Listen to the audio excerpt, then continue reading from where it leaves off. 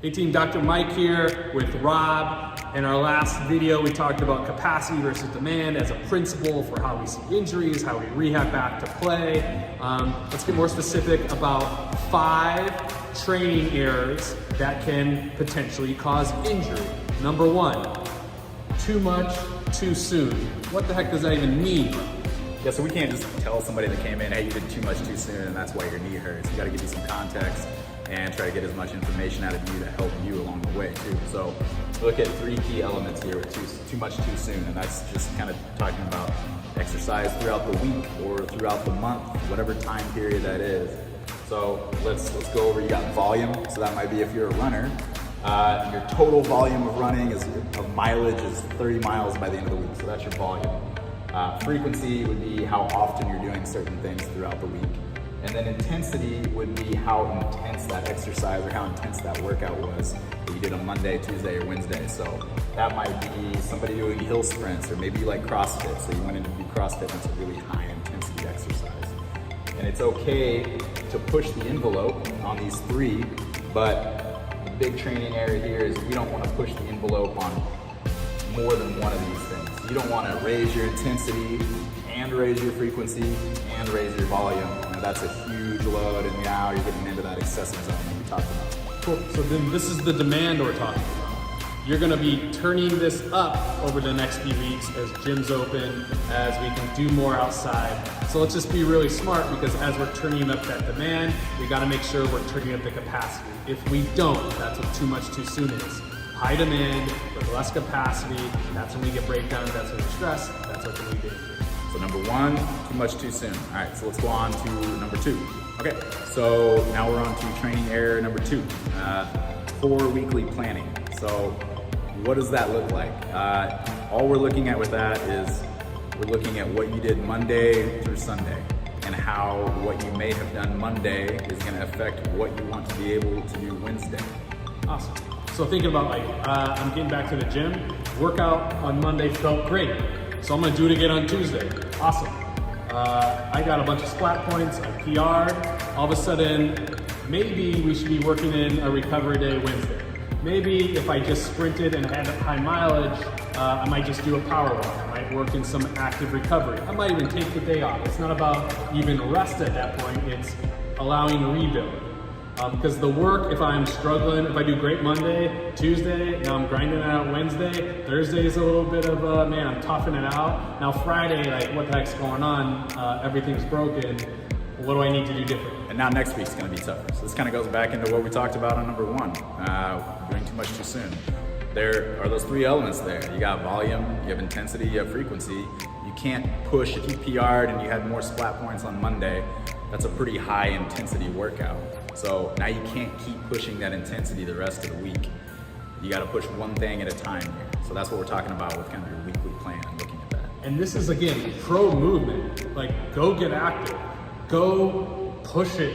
But then just as much as you push it, you gotta be really smart about rest and rebuild and recovery.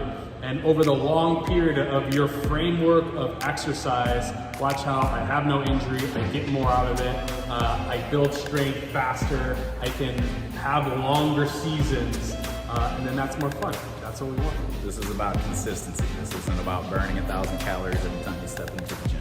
And that's okay. Give yourself some grace. If you work out twice a week, that's good. It may not be 6 times a week. That's beautiful. You're active, and you're smart, and that's what we want for our athletes. Perfect. Training error number 3. Rapid return from break or injury. How many different ways do we have to say it? You got a little bit not so awesome capacity, not as good as it was. You got a high demand. You come in high demand, too much, too soon, we get breakdown, we get hurt. It doesn't feel good. Now I'm mad at myself. Now I'm not working out. Now this whole thing got me again. We can be better than that. It's so important. Let's be very wise about how we get back into activities and what we have to be working on now and in the next couple weeks to make sure we can maintain that activity in a really healthy, fun way. Thank you. Training error number 4, not individualized training. So this is where, like, don't compare yourself to your buddy, to your spouse, to your coworker. It's going to be different for you, and that's a good thing, and that's okay. Everybody's got different stressors. Everybody's got a different history, a different injury history. And a lot of things affect throughout the week what you might be able to do. It might be you slept a little bit less than your buddy. You got kids at home, work stress. There's a lot of things that affect that. Add an extra beer. Yeah. Don't make your recovery days drinking days. It's okay to go for a walk. But that's important. What is happening in your week is different, and that 1,000% affects the way you train. So don't expect to get the best workout if you didn't sleep that well, if you didn't eat that well, if you had things happening, if your routine was disrupted, if your work was disrupted, all stuff that we're dealing with. Let's be really smart about what we get back into it and how that affects me. So the last training error that can lead to injury, number 5, inadequate recovery. Lots of words, Rob. So let's keep this really specific. Let's talk about this in the context of somebody training for a race. So everybody's a little bit different as far as how much they can handle every 4, 5, 6 weeks. But it's a really good rule of thumb that every 4 or 5 weeks you work in a recovery week. What does that recovery week look like? That doesn't mean that you're sitting on your couch drinking beer for 5 days. That just means that, like I said, a good rule of thumb is if you look at your total volume for those 4 or 5 weeks, let's try to decrease that anywhere from 20 to 30%. And so if you're decreasing your volume, that means that you can increase one of those other things that we talked about, whether that's intensity or frequency. So if, like we talked about, if you're training for a race, you decrease your volume because it's your recovery week, well, guess what? That means that you can keep some of those other things high.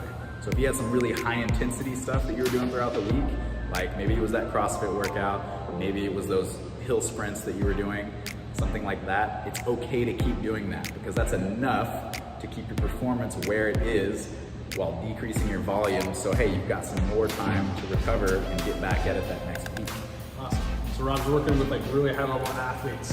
Myself, I'm already planning 2 consistent weeks when I get back into training 2 to 4 times a week. And that 3rd week, I'm gonna give myself some grace.